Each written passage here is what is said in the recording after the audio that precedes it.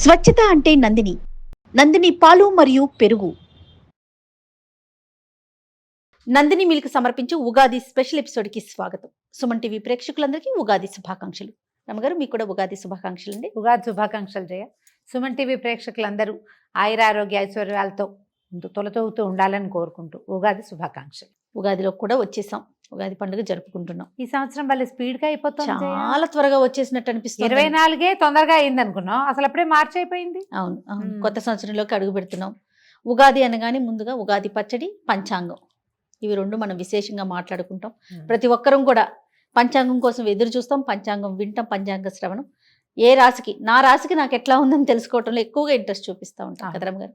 ఈ సంవత్సరం అన్ని రాశుల వారికి బాగుండాలని, అందరూ కూడా ఆనందంతో ఆరోగ్యంగా ఉండాలని కోరుకుంటూ మొదలు పెడదామండి. ఉగాది యొక్క విశిష్టత. సంవత్సర ఆరంభం మామూలుగా మన కాలగణనం నెలల్లో ఇన్ని రోజులు 2 పక్షాలని, ఇవి ఇన్ని నెలల్లోనూ 2 నెలలు ఒక్కొక్క ఋతువని, ఈ ఋతువుల లైను ఇది లెక్కగా నడుస్తుంది. ఈ మధ్యలో మనకి ఉత్తరాయణ దక్షిణాయనాలు, ఇది ఒక లెక్క కదా. అవును. అయితే ఇప్పుడు మామూలుగా మనం సంవత్సరారంభం అనగానే జనవరితో కొత్త నెల, మొదటి నెల ప్రారంభం అవుతుంది. కానీ జనవరితో అసలు సీజన్ మారేదే లేదు.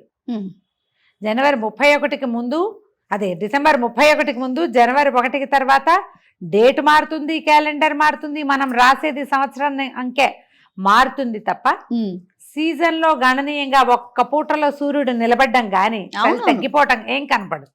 వాతావరణంలో ఎలాంటి మార్పుని చూడం. ఉగాదికి ముందు వెనక మనకు ఆ డిఫరెన్స్ కనపడుతుంది.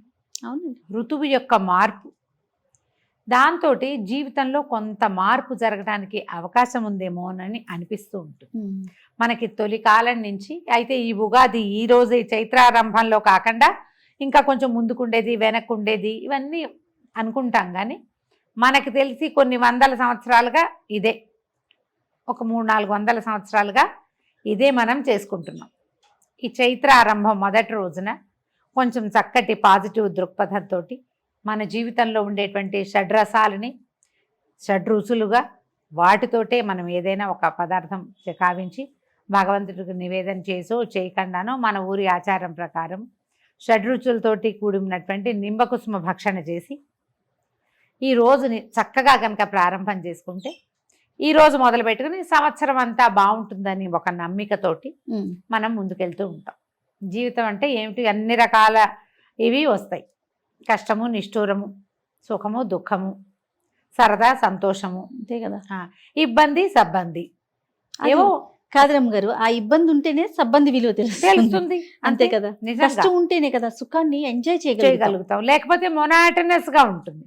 ఈ మొనాటనీ కాకుండా ఒక టఫ్ సిచ్యువేషన్, అందులో నుంచి ఈజ్, జీవితం తాలూకు సుఖము, మాధుర్యము ఏమిటో మనకు అప్పుడు అర్థమవుతుంది. అవును. ఆ దాని కలయికే మనం తినేటువంటి ఉగాది పచ్చడి. దాంతోపాటు మనం పంచాంగ శ్రవణం చేయటం చాలా కాలంగానే మనకి విధానంగా ఉంది. ఈ పంచాంగ శ్రవణం జనరల్గా మనం ఇప్పుడు ఏం చేస్తాం, 12 రాశుల వారికి ఎలా ఉందో తెలుసుకుంటాం. నీ రాశికి ఎలా ఉంది, నీకు రాజపూజ్యం ఎంత, నీకు అవమానం ఎంత, ఆదాయం ఎంత, వ్యయం ఎంత, తర్వాత ఏ నెలలు చాలా బాగున్నాయి, ఏమైనా విదేశీయానం ఉందా, ఈ సంవత్సరం కళ్యాణం ఉందా, వివాహయోగం ఉందా లేదా, విదేశీయానం ఉందా, చదువులో విద్యార్థులు ఎలా ఉంటారు, ఇవి మనం ఇప్పుడు తెలుసుకుంటున్నాం. మన ముందు కాలం వాళ్ళకి ఇవన్నీ ఉన్నాయా, ఈ ప్రొఫెషన్లు, ఈ ఉద్యోగ సద్యోగాలు ఏవప్పుడు ఏం లేవు. అప్పుడు ఏం చేసేవాళ్ళు, అప్పుడు ఏం తెలుసుకునేవాళ్ళు, వర్షాలు, ఋతువులు ఎలా ఉండబోతాయి, పంటలు ఎట్లా, చీడపీడలు ఏ రకంగా ఉంటాయి, ఏ కార్తెలు ఏ రకంగా వస్తాయి, కార్తెల్ని బట్టి విత్తనాలు విత్తే పద్ధతి మనం తెలుగు వాళ్ళు అలాగే ఫాలో అవుతారు. ఆరుద్ర కార్తెలు ఇది, ఈ కార్తెలు ఇది అని. మనం ప్రత్యేకంగా చెప్పుకునేది ఏంటంటే, మృగశిర మనకి స్పష్టంగా తెలుసు. మన వైపు అంతా ఈ చేప మందేస్తారు మృగశిరలో. అవునవును. అవునా. తర్వాత ఏమో ఇది కూడా రోహిణి కార్తె, ఎండగా ఉంటాయి. ఈ 2 కార్తెలే అందరూ కామన్గా మాట్లాడుకుంటారు. అన్ని కార్తెల లెక్క ఉంటుంది. ఈ కార్తెలో విత్తనాలు వేయాలి, ఈ కార్తెలో కొయ్యాలి, ఈ కార్తెలో తీయాలి, ఇప్పుడు ఎండ ఉంచాలి, ఇవన్నీ విధానంగా ఉండేవి. అంటే వ్యవసాయ రంగం మొత్తం కూడా ఈ పంచాంగం మీద ఆధారపడే పని చేసుకునేది రమ్మ గారు. వాన రాకడా పోకడా అవన్నీ కూడా పంచాంగం ద్వారానే తెలిసేది. ఈ సంవత్సరం పంటలు బాగుంటాయని, లేదా ఏదైనా ఈ ఇబ్బంది ఉంటుంది, ఇప్పుడు పొలి పెట్టటము, ఎప్పుడు పొలి పెట్టాలి, అవన్నీ కూడా పంచాంగం బట్టే మనకి ప్రజలు తెలుసుకునేవాళ్ళు. ఇప్పట్లాగా ఇప్పుడు అంతే మనకు యూట్యూబ్ వచ్చేసిన సోషల్ మీడియా వచ్చింది అవును. కాబట్టి మనం 15 రోజుల ముందు నుంచే మనం ప్రసారాలు చేసేస్తాము, వినేస్తూ ఉంటాం. అప్పుడు పండగ రోజున వింటే దానికి ఒక ప్రత్యేకత కూడా ఉంది. ఏ రోజునైతే మనకి ఉగాది ప్రారంభం అవుతుందో అంటే ఈ ఉగాది ఉషస్సు వచ్చే చైత్రమాసపు శుద్ధపాడ్యమి రోజునే, పండగ రోజునే కనుక మనం ఈ పంచాంగ శ్రవణం చేస్తే అది వినడం వల్ల భక్తి శ్రద్ధలతోటి దాని యందు ఆస్థతోటి వినటం వల్ల మన కర్మలు కొంచెం క్షయమవుతాయని కూడా మనం నమ్మేవాళ్ళు. ఓహో. ఏదైనా దురదృష్టకర సంఘటనలు జరిగే అవకాశం ఉందనుకో, దాని ఇంపాక్ట్ తగ్గుతుంది. అందుకని పసిపిల్ల బాలాది ప్రతి వాళ్ళు ఉగాది పంచాంగ శ్రవణం చేసేవాళ్ళు. ఊళ్ళో చిన్న చిన్న ఊళ్ళల్లో అయితే ఓ గురువుగారు మాస్టారు, ఓ తెలుగు మాస్టారు, లేకపోతే ఆ ఊరి పురోహితుడు, ఆ గుడి పూజారి గారు ఎవరైనా నలుగురిని చేర్చి ఒక రచ్చబండ దగ్గర, ఓ దేవాలయంలోనూ ఎక్కడో చోట ఉగాది పంచాంగ శ్రవణం చేసేవాళ్ళు. పురాతనమైన విధానం. మెల్లిగా ఊళ్ళు పెద్దవైనాయి, ఊళ్ళల్లో గురుగారులు మాస్టర్లు ఉపాధ్యాయులు ఎవరిదాని వాళ్ళు వెళ్ళిపోతారు, ఎవరు ఉండరు, పుస్తకాలు వచ్చాయి, మన పంచాంగం మనమే చదువుకోవటం. సోషల్ మీడియా వచ్చాక ఏముంది, ఆ 7-8 మంది గురువుగారులు ఎవరి మొహం నచ్చితే వాళ్ళది మనం వినొచ్చు చక్కగా. అంతే. పండగ రోజున వినడం మంచిది. ఓకే. పంచాంగ శ్రవణం ముఖతః వినే అవకాశం ఉంటే మరీ మంచిది, మీకు అవకాశం ఉంటే కనుక. అది వింటే ఏంటంటే మన గ్రహాలలో దోషాలు ఇబ్బంది ఉంటే అది పెద్దది అయిపోకుండా చిన్నది కొంత తగ్గుతుంది. మనం ఆ రోజే తెలుసుకుంటాం ఇవి చెయ్యాలి, గురువు బలంగా ఉన్నాడు లేదా గురువు వీక్గా ఉన్నాడు, బుధుడు పలానా చోట ఉన్నాడు, శనిగ్రహం వల్ల ఈ సమస్య వస్తుంది తెలుస్తుందిగా. దానికి ఏదైనా ప్రతిక్రియ చేయాలని ఒక సంకల్పం కూడా కలుగుతుంది. జనరల్గా పండగ రోజున ఏదైనా సంకల్పం చేస్తే ఆ పని జరుగుతూ ఉంటుంది. అందుకని ఉగాది పండగ రోజున కొట్లాటలు గొడవలు పెట్టుకోకండి, పొట్లాడుకోవద్దు, ప్రతిదాన్ని చిలికి గాలివాన చేసుకోవద్దు. సంవత్సరానికి మొదటి రోజు ఈ రోజు బాగుంటే సంవత్సరం అంతా బాగుంటుందనే నమ్మకంతో ఉండండి. బాగుంటుంది అని నేను చెప్పట్లేదు, నమ్మకం మీరు నమ్మాలి అది. అందుకని ఇవాళ ప్రశాంతంగా ఉందాం, ఇవాళ చక్కగా మంచిగా వండుకుని తిందాం, నలుగురు స్నేహితుల్ని కలుద్దాం, నలుగురు చుట్టాలతో పెద్దవాళ్ళతో తాత మా అమ్మ మేనత్త వాళ్ళతోటి ఫోన్లలో అయినా 4 మంచి మాటలు మాట్లాడదాం, అమ్మా నాన్న కొంచెం సేవించుకుందాం, కాస్త ఏదైనా చదువుకుందాం, ఏదైనా కొత్తది నేర్చుకుందాం. ఏదైనా చదువుకోదలుచుకుంటే ఈ రోజున స్టార్ట్ చేసుకోవచ్చు. నేను కూడా యోగ వాసిష్టం మొదలు పెట్టాలనుకుంటున్నా, పుస్తకం తీసి పెట్టాం కానీ ఇంకా స్టార్ట్ చేయలే. ఉగాది నుండా దాంతోపాటు సౌభాగ్య భాస్కరం, ఆ 2 పుస్తకాలు ఉగాది నాడే స్టార్ట్ చేయాలని పుస్తకాలు రెడీగా పెట్టాయి. ఊరికే అప్పుడప్పుడు పేజీలు తిరగేసినా కానీ సాంగంగా మొదటి నుంచి స్టార్ట్ చేయాలి. ఏ కొత్త పుస్తకమైనా చదువుకోవచ్చు. మీ ఆలోచన ప్రకారం చేయండి. ఏదైనా మ్యూజిక్ ఇన్స్ట్రుమెంట్స్ నేర్చుకోదలుచుకున్న వాళ్ళు, కొత్త కోర్సుల్లో చేరదలుచుకున్న వాళ్ళు, వీళ్ళందరూ కూడా ఈ రోజున మొదలు పెట్టుకోవచ్చు. రోజు మంచిది కాబట్టి ఇట్లా స్టార్ట్ చేసుకోవచ్చు. మనం షడ్రుచులు అని చెప్పేటువంటి ఉప్పు పులుపు తీపి కారం చేదు వగరు ఈ 6 రుచులతో కూడినటువంటి ఉగాది పచ్చడిని తీసుకోండి పొద్దున్నే. మీ ఊళ్ళల్లో మీ ఇళ్లలో ఎలాంటి పద్ధతి ప్రకారం ఈ పచ్చడి చేస్తారు ఆ రకంగా తీసుకోండి. పొద్దున్నే లేవగానే అభ్యంగనం చేయండి. సొంతంగా అభ్యంగనం చేస్తే మంచిది. ఇంట్లో ఎవరైనా పెద్దవాళ్ళు నుండి మన నెత్తి మీద నూనె పెట్టి కాస్త మొహాన ఒక కుంకుమ బొట్టు పెట్టి నెత్తి మీద నూనె పెట్టి ఓ హార తెచ్చి స్నానం చేయిస్తే పిల్లలకి పెద్దవాళ్ళకి కూడా, ఇప్పుడు మీ వయసు వాళ్ళకైనా అమ్మలు ఇంట్లో ఉంటే అమ్మలు ఉన్న వాళ్ళు అదృష్టవంతులు కదా, వాళ్ళతో ఏదైనా ఒక 2 అక్షింతలు వేయించుకుని స్నానం చేసి సంవత్సరం అంతా బాగుంటుంది. అదొక పద్ధతి. మీరు కావాలంటే అలాంటి పద్ధతిని అలవాటు చేసుకోవచ్చు. మేము పిల్లలు పుట్టినరోజులు ఖచ్చితంగా చేస్తాం జయ. బొట్టు పెట్టడం, నెత్తికి నూనె పెట్టడం, పండగ రోజు కూడా బొట్టు పెట్టడం, కాస్త నెత్తికి నూనె పెట్టి 4 అక్షింతలు వేస్తే మంచిది, శుభం కదా.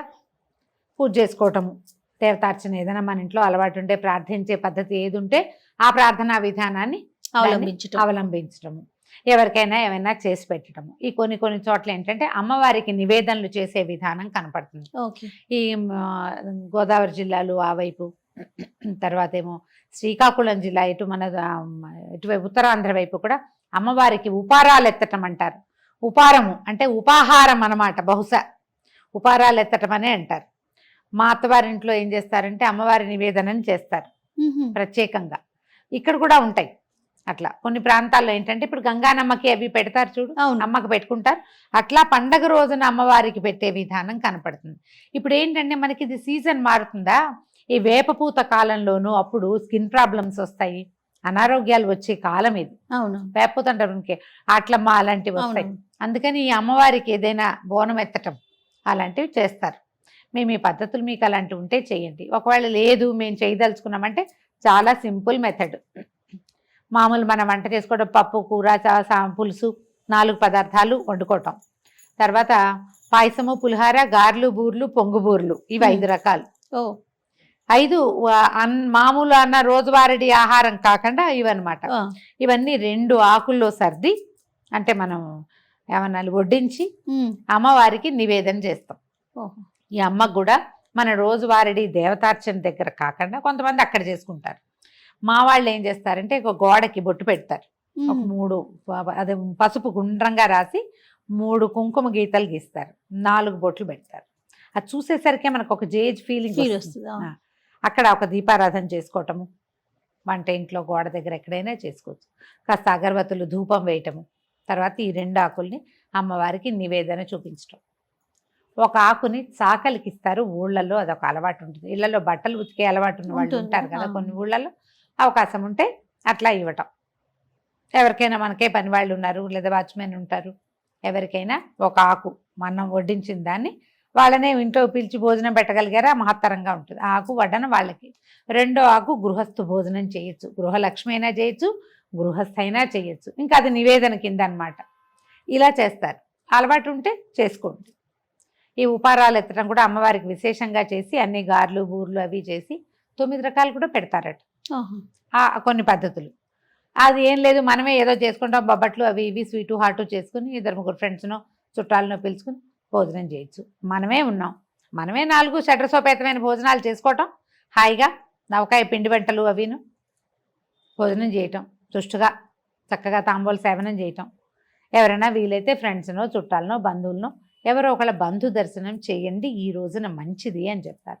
దర్శనాలు లేవు, మనకు ఫోన్లు ఉన్నాయి కదా, వీడియో కాల్స్ చేసుకుని ఏ ఊరు వాళ్ళనైనా చూసేసేసి, అమెరికా అంతే. వాళ్ళని కూడా హాయిగా ఎవరితోటైనా మంచి మాటలు ఆడుకోండి. ఏదైనా కొత్త నిర్ణయం, మంచి నిర్ణయం తీసుకోండి. సరి అయిన ఆలోచన విధానాన్ని అవలంబిస్తూ ఈ ఉగాది పండుగని చక్కగా ముందుకు తీసుకెళ్దాం. మరొకసారి ఉగాది శుభాకాంక్షలు రమ్మగారు. మీకు కూడా మరొకసారి ఉగాది శుభాకాంక్షలు.